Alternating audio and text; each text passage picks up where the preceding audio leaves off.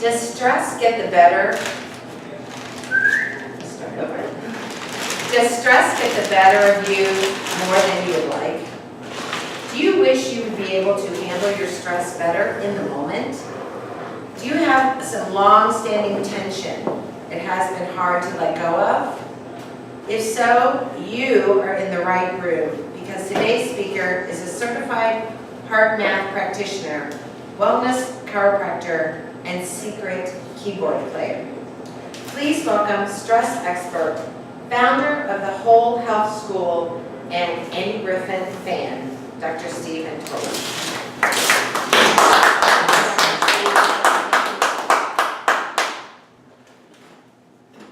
Driving through the Lincoln Tunnel. I'm 22 years old, it's 1979, and I got my mother sitting next to me, my dad's in the back seat, and my sister and her husband are there in the back seat. I'm taking them to drop them off for a cruise at the port in New York City. My mother turns to me and goes, "Don't you think these walls are going to have all the water around? Don't you think that water is going to come in and suffocate you?" And, you know, God bless her heart, she blessed me in so many different ways, but at this moment I said, "Ma, why would you think a thing like that to say?" So we travel through, we go to the port, we drop off my sister and my brother-in-law, and they get ready for their beautiful scenic cruise. On the way back, about a quarter way into the tunnel, all of a sudden I thought my glasses were starting to fog up, and I felt like I was starting to feel like I couldn't breathe, and I did everything I could to hold on to the steering wheel. I didn't want to make my mother sit next to me nervous and my dad, so I held that as tight as I could, and then finally I saw the light at the end of the tunnel. And I got home the rest of the way, and I went to see my girlfriend at the time, and she was comforting, she was supportive, but something got stuck. So much so that I was bewildered in terms of, what do I do with this? I was frustrated in terms of whatever I did, it still stuck. And it created a bit of shame because of not being able to do certain things. And the actual, what happened too, from that incident, I started having a fear of being in an elevator, of not wanting to go flying, and it was a major interference. So it created a great sense of shame within myself for not being able to do something that was ordinary. And that created a lot of tension. Tension so much so that things started to break down. I developed eventually ulcerative colitis and eventually colon cancer. And it was really a very extreme period of 10 years where I could hardly work. I was out of work for about 2.5 years, but I started to realize things as I was going through that process, and I realized the epiphany was I needed to address the stress. I needed to address what I was pushing away, that I thought would eventually go away, but didn't go away for years, and began to eat my body up from the inside out. So when I had that realization, things started to move along, and a few months out of chemotherapy, here I am, about 136 pounds, gaining my weight back and being on the mend with my significant other, Carol. But I realized too, the things I realized, but to ask you, what's eating you up? Is there something twisting you up? Is there something that you've had long-standing stress with that you wish would go away, but you really never faced to address that in a healthy way? Or if you want to actually think about things that come up in the moment, how you can handle those things better in the moment so they don't stick and last for years. So if you're ready to handle those stresses, to address your own stress, to actually help you to feel healthier for the long term, then I invite you, if you're ready, I invite you to the Stress Mastering course. In this course, we're going to include how to practice HeartMath. Now, HeartMath is a wonderful way of actually allowing your deepest, highest sensings, your intuitive sensings, to connect with your actually conscious awareness using science, using actually technology to actually to affirm if you're actually thinking along ways that actually move you forward. So HeartMath is also a system of applying tools to see how you can neutralize stress in the moment, but also to see how you're going to come to more of a resolution with those long-term stresses, as well as using your stresses actually for growth and transformation. The course will also include optimizing your nutrition and lifestyle. So I recognize as a chiropractor, a wellness chiropractor for over 30 years now, that if you just made healthier lifestyle choices, if you ate better, actually I look at comprehensive blood work to see actually what your body might need nutrient-wise. And it stands, I think it goes without saying that if our body's better nourished, if we're making better lifestyle choices, it's going to help us think and feel better too. Ultimately though, the course is putting the pieces of HeartMath, lifestyle choices, nutrition, in a way where you actually actualize your innate influence. Each of us has a specific part to play in this life. And when we play that part, it allows for our health to be uplifted because we're actually playing our part. We're offering something that only us can offer in an integrative way.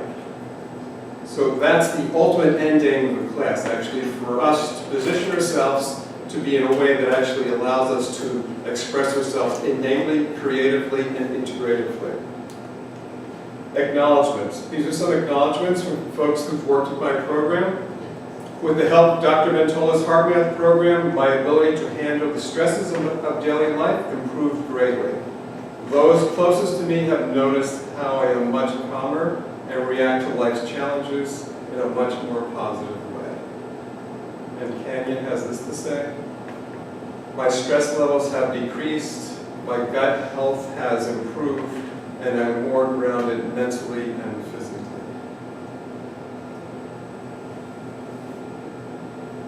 The course will include support, and I know working with Canyon and with Robin, it took time before they got to that point. So the support I offer for the course as you're going through it, and even afterwards, is I've set up a private stress mastering Facebook group page so you can participate, we can support each other. I usually offer something at least once a week in terms of help to encourage you along with handling your stresses better. And we plan to have live online stress mastering discussions where I can answer questions as you're going through the course, as well as being of support in that respect. I'm proud to launch my Whole Health School. So as a founder of an online Whole Health School, this is my first course being the Stress Mastering course. And just the thought of launching the Whole Health School, where I have other ideas in mind, to assist individuals to know what it takes physically, mentally, emotionally, and spiritually to upregulate, to uplift their health and their life experience. So if you're already enrolled in the course for $97, and I've made the initial fee at a reduced fee, so I'm encouraging folks to sign up now before I actually change the fee, and you can sign up at enroll at tinyurl.com/stress mastering course. I look forward to sharing this awareness with you. Okay.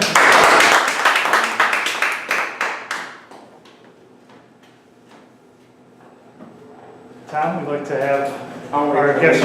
I'll go again. You're going to go then? I'll let everybody else go first. Okay. Anybody want to start? Then I won't look foolish.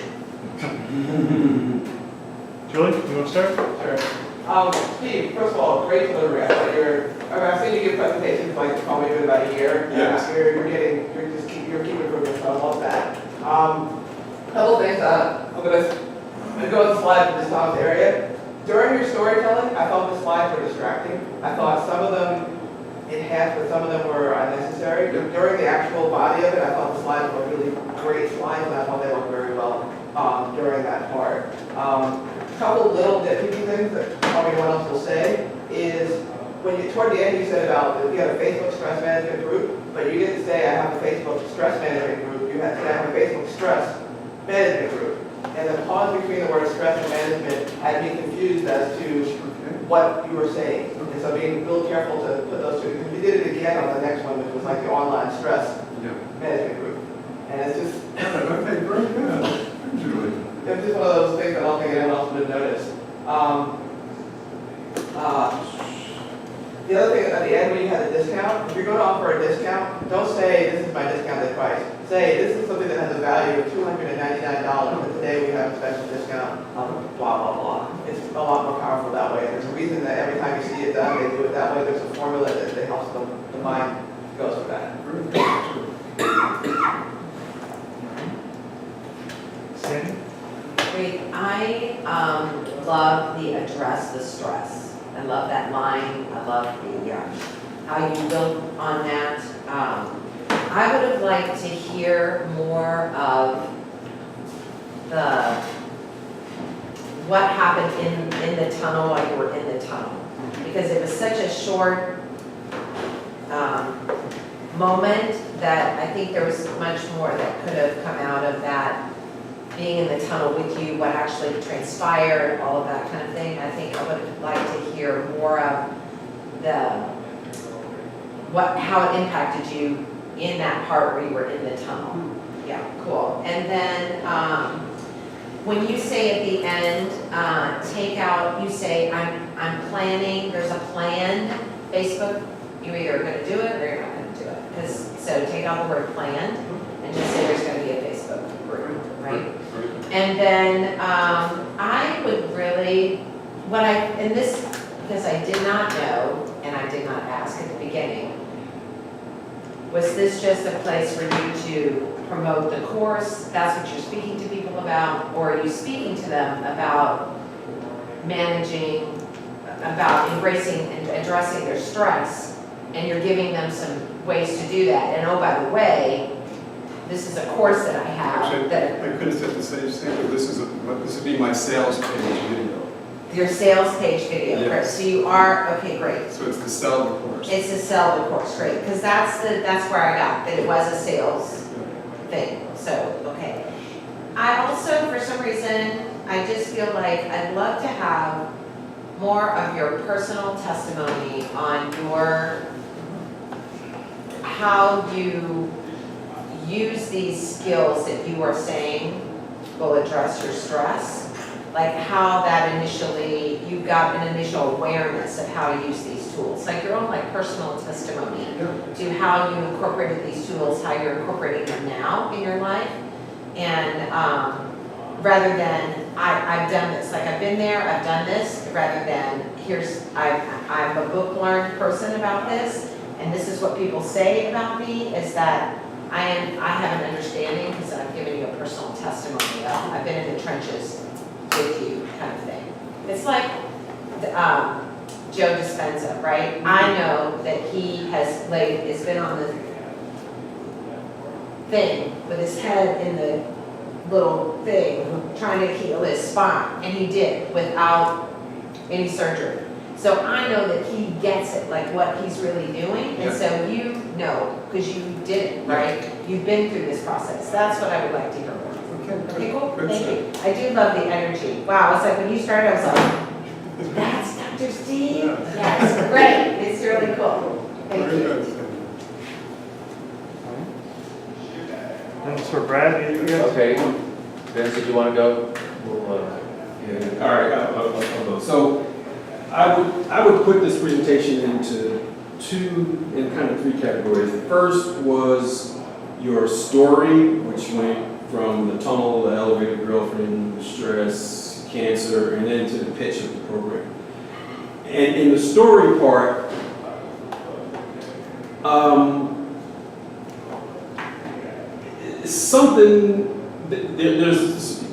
you need some work on the story because you're in the tunnel with, I think it was your mom sitting next to you, and she was nervous about is the water going to come in? And then at some point, I think you got stressed, and I just felt like that never got resolved, right? You know, so we tell the stories like a build up, and so this is kind of what happened, right? And I kind of felt like I didn't get that because it went straight from there to you're in the elevator, and then you went saw your girlfriend, and I'm like, where is this going? You know, and the slides, and I agree with Julie, the slides at that part of the presentation I felt were distracting because you have the picture of this and the picture of this and the picture of this and the picture of this, and it didn't help me get a big cohesive story on where you were going. And then I didn't get the link between you got stressed and then you were in chemo, so evidently you were recovering, your cancer survivor, right? So all that was in there, but I kind of got lost through that piece of it. Okay, then it appeared when you started talking about your program, you're like, thank God I got that story part out of the way. Let me tell you about my program. That's kind of how I felt like. I felt like you were more comfortable talking about your program. And I don't know if you guys picked that up.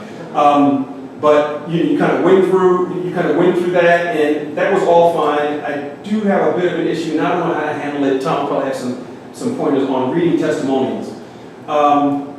In a presentation, I hate putting something up and reading a testimonial, and I don't know of a better way in this type of format, but it takes away, I think, from a presentation when you have to read.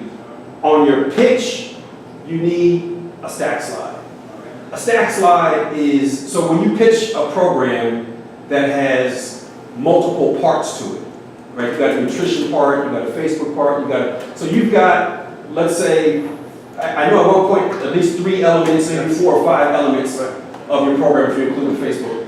So, in a good sales pitch, you need one slide that says, so you're getting, this piece which is worth, $300. Then you get this piece which is worth $200. You get this piece which is worth $200. It's all worth $800, but today it's $200, right? And then 50% off. And that's kind of where Julie was going on, the price.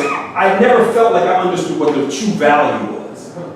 And when you sell something, you gotta, and I just more pictures because I do internet sales. Sure. And so the audience has to understand, boy, this is really worth all of this, and then I'm getting it for this. I can't wait to buy it. And so after that, you need a limited time offer on that, top of that. Yeah, well, that's urgency and scarcity, right? Well, you want to add urgency and scarcity to your offers as well. But you didn't have a stack slide. And when you don't have a stack slide, and you just have a price, you're forcing the audience to remember now, what's everything that's in there? And they'll always screw it up.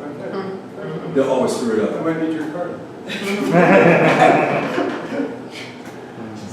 So on the structure, I really liked the story in the beginning. Really, I thought it was a great way to start. Everything, your story, and the way you presented it, the order you presented it, you flowed in a coherent manner. Suggesting the slides were distracting, the story, the quality of the story stayed on its own, the slides just distracted. I didn't do anything to distract. On the content, I thought the content you presented very interesting, easy to understand manner.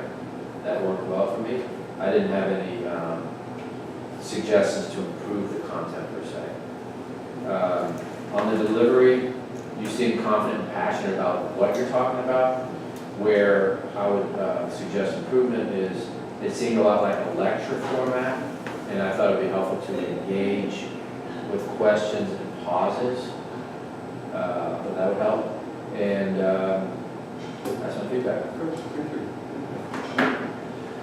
So Steve, I would say that 2 years that we've been doing Speaker Lab together, I still continue to see the. This is a long way from writing a book. Yeah, a long ways away. The very first time I heard that the original story, a lot of great improvements, and I'm really happy for you on it. A couple things. Get your own website with your name, and don't send anybody to tinyurl, .com/. If there's not a Dr. Steve Ventola website out there, you need to go and reserve it now. Get it, keep it, and you have it, and then build a WordPress website around it and brand it, and everything should be around that website, because ultimately you want to force as many people to that website as you can, so you have a landing page, so you can start getting your mailing list, together on there. So you want to drive people to that website. I agree with Vince. Don't read anything on the slides. I mean, nothing. And I remember your original slides, you were reading everything off the slides. And so this has come, I come made a more long way. pictures this time, hardly any You words. know, hardly any words, which, you always seem to go like that. And I would change it from acknowledgements to testimonials on that. I have a clicker here, if anybody else needs it for theirs, but if you don't have one, if you're gonna do this, you do not want to be standing at your computer hidden next on your thing, use a clicker. You get these on Amazon now for like 20 or 25 bucks. But anybody else needs to use a clicker while they're here in Speaker Lab, I have one here for you to use. You've got great voice projection, you just continue to make improvements, so I'm very happy for you. There's always more. There's always more, yeah, and this is Oh, wait, what we're here. Tom is the The lay of heaven. master. Slide master. Good job. See, yes.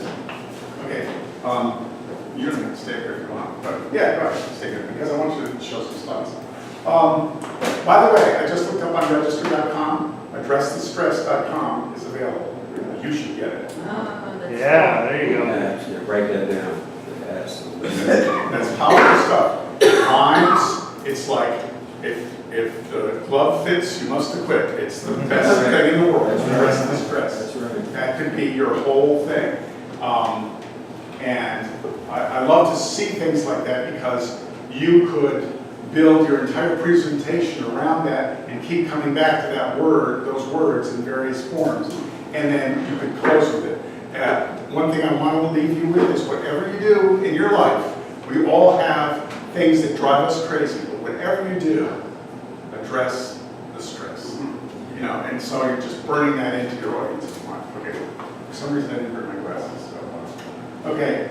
I agree with everybody. No, that's right. That's right. We want the full I can't read whammy. my writing. We don't want you to miss anything. Right. Yes. Okay. I agree with everybody about the beginning slides.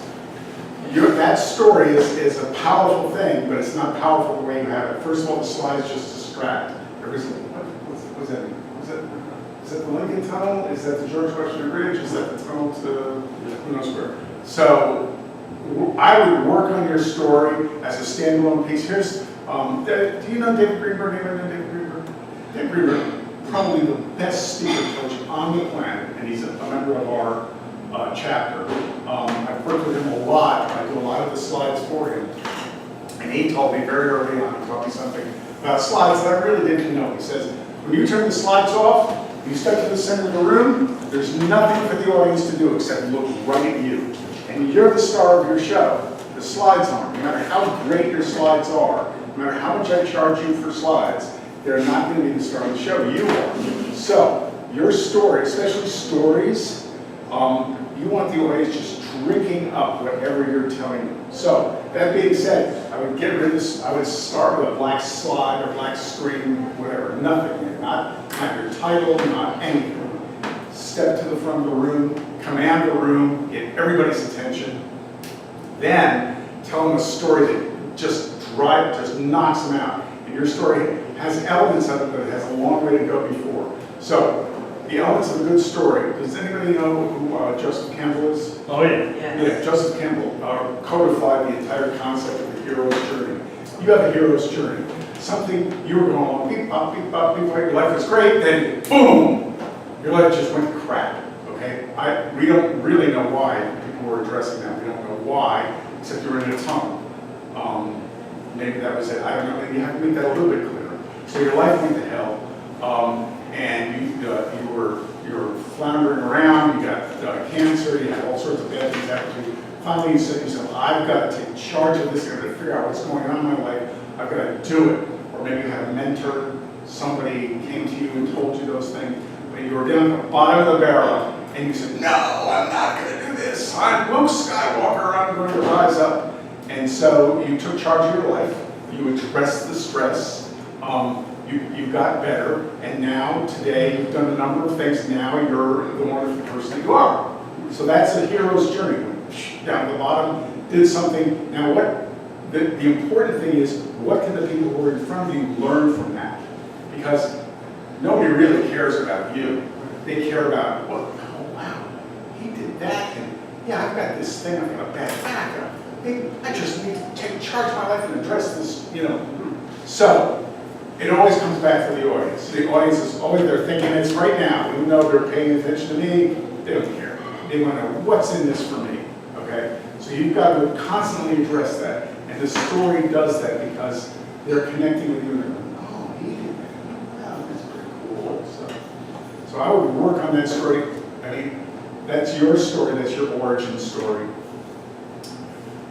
Great speakers work on their origin stories always. They're constantly fine-tuning it. Every word means something. So I would work on that. I would get help with it if you want. I'm about to engage with the story coach. She actually started on Tuesday. Okay, very good. Who is, somebody I know? Lisa Bloom, she's from Ireland. Yeah. I don't think you know her. I know, the name sounds vague, but anyway, well, that's good. Okay, so, okay, so who's your audience? Let's start with you.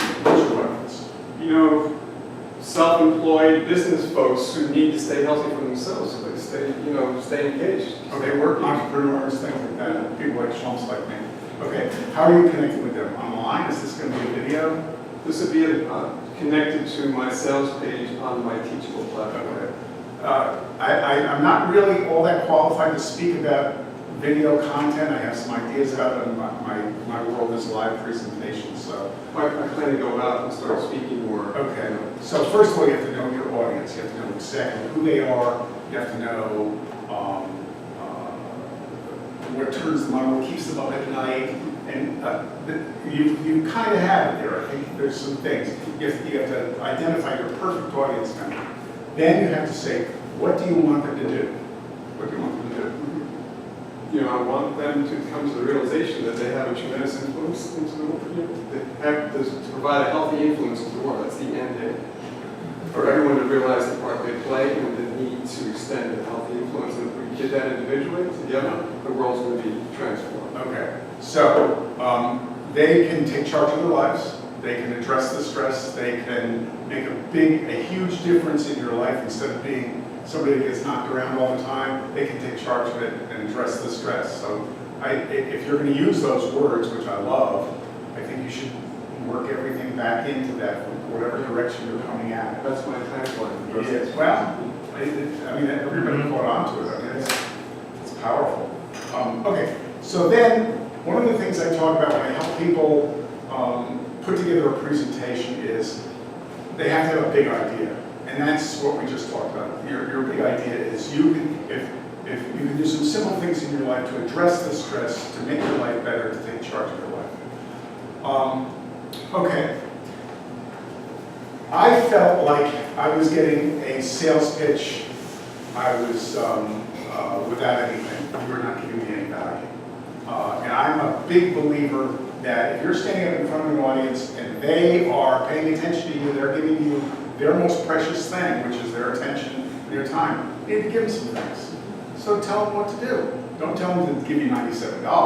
That doesn't tell them anything. Say, here's a few tips. Here's a few things I've learned that make a huge difference in my life. You know, I counted my toes every day. And that makes you believe it. It makes all the difference. So do an exercise. Give the people who are sitting there something, even if it's because first of all, that adds to your credibility. But there's a few things that you're credibility. Number one, your story. Big thing. Number two, you're giving them some tips that make sense. Oh, I never thought about that. Listening to Beethoven is better than listening to Mozart. Wow, that's interesting. You know, I don't know what these brain studies are all about, but there's lots of them out there. Some tips. That helps establish you as an expert. And I also think you need to establish yourself as an expert. What makes you, I mean, you're a doctor of chiropractic, Yes. okay? What establishes you as an expert in what you're doing? You don't have to answer it now, but that's important. You've treated X number of people, you've helped so-and-so. A couple of testimonials you had, which were too long, the words were much too long. So I'll tell you what, why don't we do that? Why don't we do a few things? Well, we're actually out of time with him right now. Tough. Can I just ask, like, All right, I'll give you an example. I had a guy, he has it's the Rock Range in South Georgia. He's got a corn mazes and stuff. People come, it's like, they play, they bring a family and everything like that. He had testimony on the street. He started up here, they had about 12 points height, and went all the way down the bottom, and he turned and read it. And the two words in there, the few words in there that really meant something were, the mother who wrote it in said, my daughter said this was better than Disney World. That's what you need. That's what you need. So I put a big picture of this girl, or somebody who could have been the girl. Quote, it's better than Disney World, unquote. That's all you need. And as a speaker, you can talk about it in any way you want. Okay, That's great. All right, I'm going to shut up. Okay, thank you. Okay, good job.